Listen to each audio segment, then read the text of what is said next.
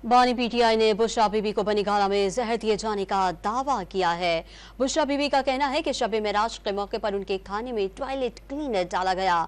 अदालत ने बानी पीटीआई को बुशरा बीबी के तिब्बी मुआयने से मुताल्लिक तफसीली दरखास्त दायर करने की हिदायत कर दी।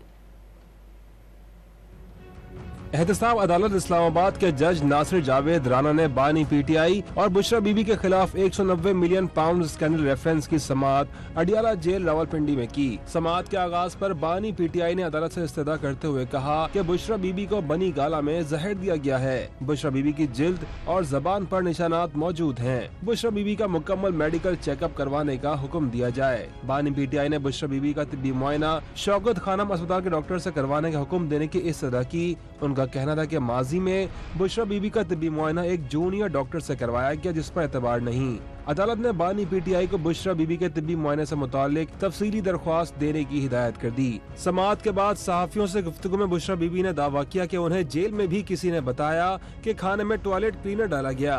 उनका कहना था कि तहकीक से पता चला टॉयलेट क्लीनर से 1 माह बाद तबीयत ज्यादा खराब होती है। बुशरा बीबी ने आंखों में सूजन, सीने और मैदे में तकलीफ की शिकायत की।